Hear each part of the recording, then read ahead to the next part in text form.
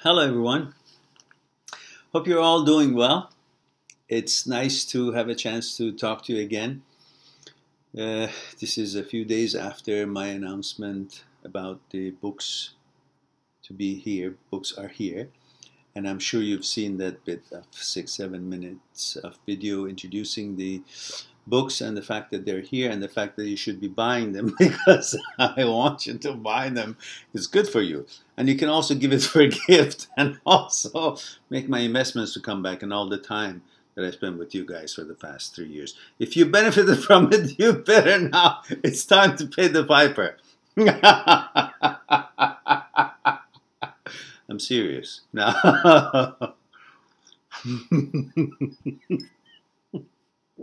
okay.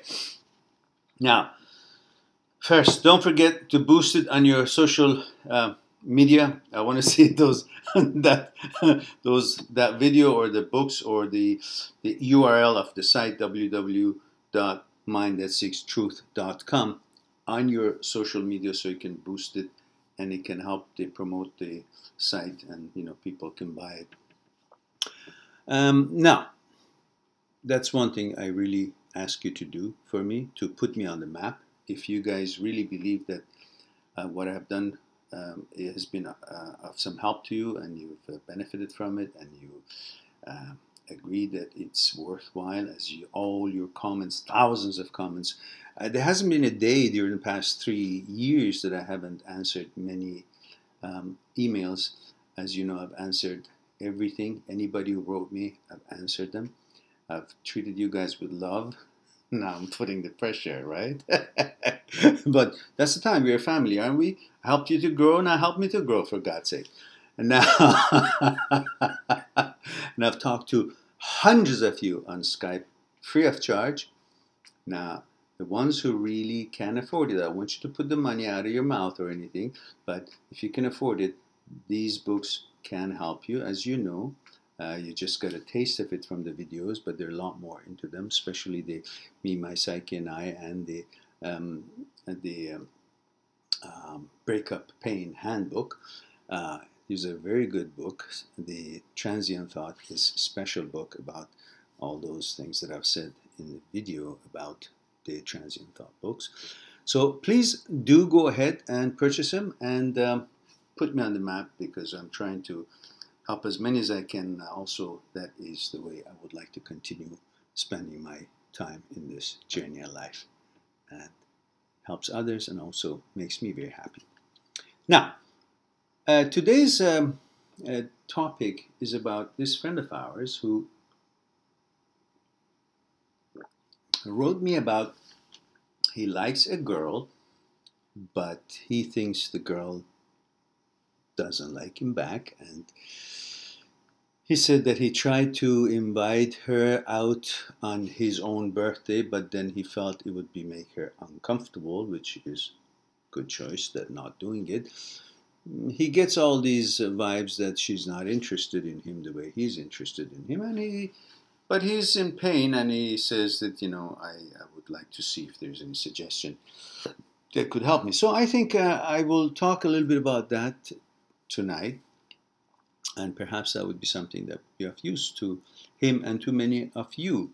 I'm sure many of us at one time or another like a girl, and we somehow feel that the girl doesn't like us back. And I'm sure there are lots of girls that they may like a guy, and the boy doesn't seem to be aware of their interest in him. So let's chat about that. Look. Sometimes it does happen that we tend to think that this girl is all that. Certainly it's the case that this friend of ours, I call him M, his first name starts with M, last name starts with S, so we call him MS. It's not a disease, but it's a name.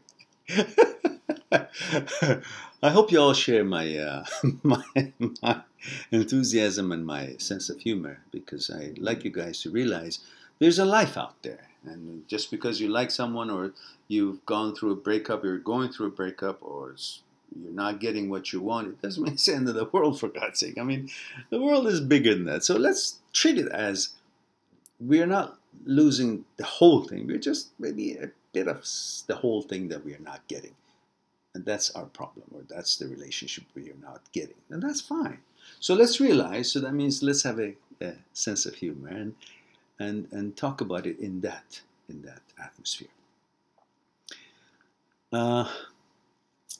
It's a big ocean, lots of things in it. Just because we didn't catch this fish doesn't mean there's no more fish in the ocean.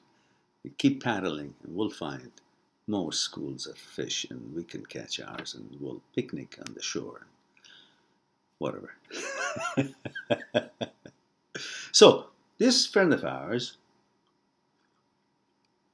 is in like, or love, or like this girl, and this girl doesn't seem to pay attention that he likes her to pay attention. And why is that? Why is that we feel like the way he feels? Well, I think the reason you feel the way you feel is because you have made her to be all that. And how has that come about? Is because you have taken a snapshot of her life, like you see her all dude up and happy and smiling, and she seems like she has no care in the world, that she needs nothing at all. And usually when you feel or think that somebody that you like doesn't have any need for anything in the world, you tend to think everything in her life is just perfect.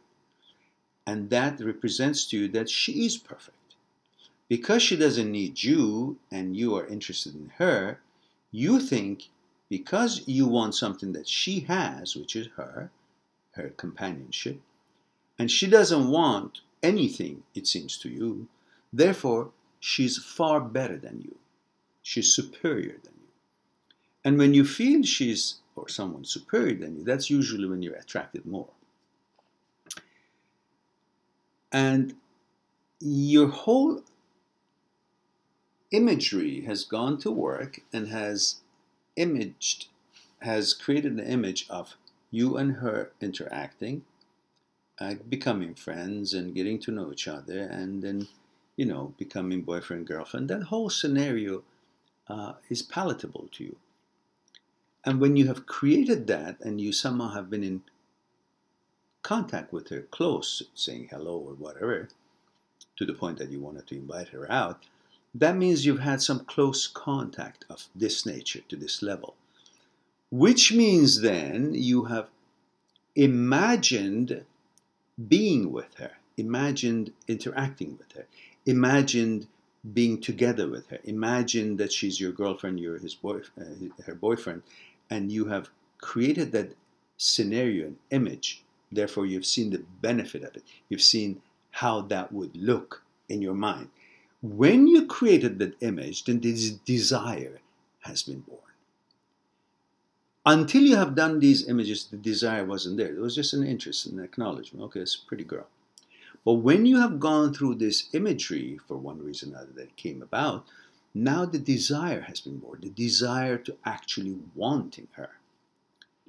And that's all again because you have created an image of her that she's better than you. And that's because you have seen her in a snapshot of her life and thinking that she doesn't need anything in her life is perfect, definitely more perfect than yours because you want her, she doesn't seem to want you, so you think she's better than you, and then you're following to get her.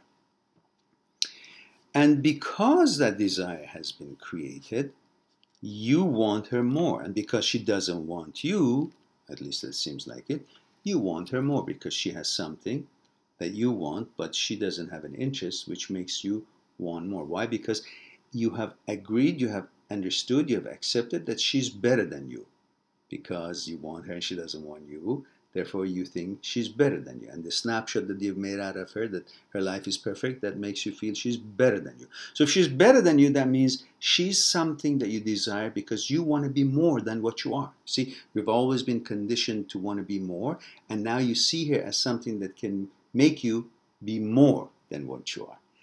And because she's one of the things that can make you be more than which we're conditioned to be all our life, you want her even more, and you're in pain because you can't. It's kind of not having her stops you from becoming more, and that is what's bothering you. So what I want to try to tell you is that stop thinking of her, she's all that. Understand she's just another human being with her own needs and shortcomings. She's not exactly what you think, the goddess of life or the solution of everything. She has her own problems, her own shortcomings, and so on and so forth. It just so happens that you seem to want her more than she does, or want her and she doesn't. There's nothing else. Don't try to make her to be the representation of you. One of the problems in life is that we tend to think that other things represent us, not ourselves. Like she represents how good you will be or you can be if she's with you. You buy a car because you want the car to represent you. A nice Rolex watch because you want the watch to represent you. A necklace or clothes, a suit, or whatever it is that we add to ourselves because we want these things to represent us rather than we represent ourselves. And now you think that she can be your representation in life. Therefore, you want to have her because you think she can represent you better than you can represent yourself in life. And these are not correct assumptions. You can represent yourself. And remember, you're the one who makes things happy. You're the one who can represent you the best than anything else, anything you buy or anything you can be with in life. And nothing else can represent you better than yourself. So understand your own worth and your capabilities, and understand that she's has her own shortcomings, she's not all that, and then take that off, put that in the picture that you have from the image that you have from her, then therefore the desire will stop to be there of the way you have created it, and then you will have an easier time to deal with this thing. I hope that was helpful to you, and I'll talk to you guys soon.